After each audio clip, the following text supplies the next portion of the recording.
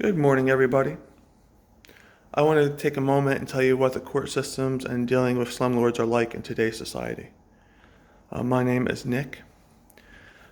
In early November, I notified my landlord that the fire extinguishers were still out of code and that there were several other issues with the property. I almost died in a house fire 2 years ago. I had leased the storage unit I was trying to convert into a fish store, and my landlord just kept on refusing to update the fire extinguishers. I called Tilly's, a local fire extinguisher company, since the landlord told me that the extinguishers were not up to code due to the fire extinguisher place not being open because it was not essential. But when I called them, they said they weren't backed up to COVID, and that was a lie.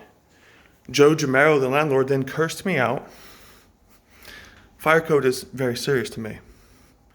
I went to courtroom A with Judge Duffy, and it was very obvious she was prejudiced and friends of Christopher Jamero, who is not the owner of the property nor a licensed real estate agent. I don't know why he was there to represent Triad Properties. He doesn't own it, and he's not a legal property manager. There was no letter of representation from Triad Properties, which most courts would require.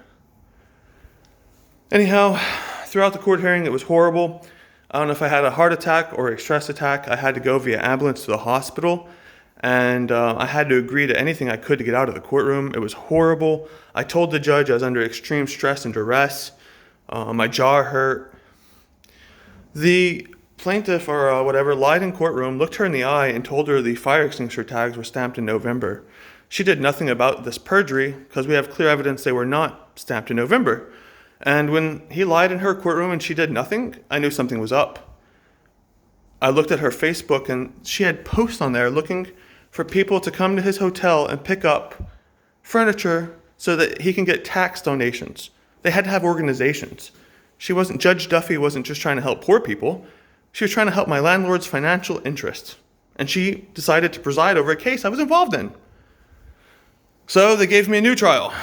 Do you think anybody notified me of the new trial, even though I was emailing the old court every single day? No, nobody reached out to me. I called the courthouse because I was concerned.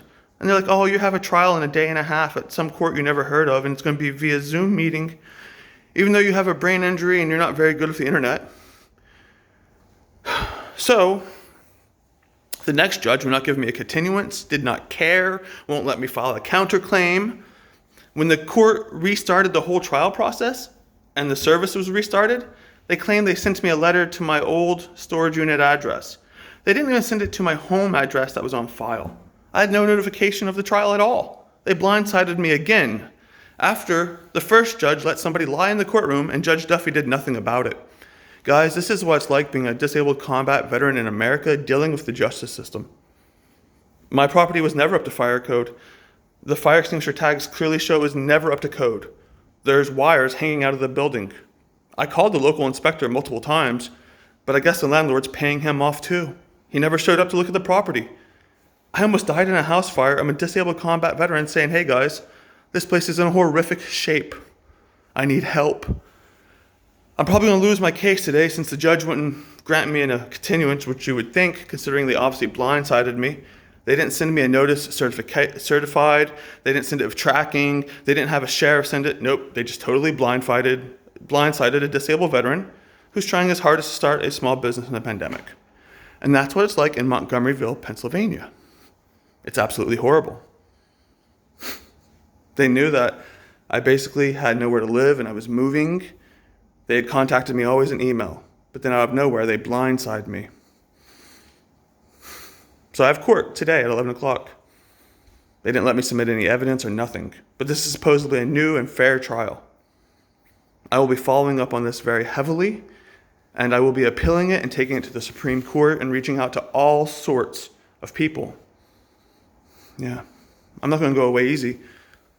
I didn't do anything wrong. The place was never up to fire code, and when I asked the landlord to bring it to fire code, he threatened to shut off the electricity of the building. He had my car towed. Yeah. They could have killed me by having me in a place like that.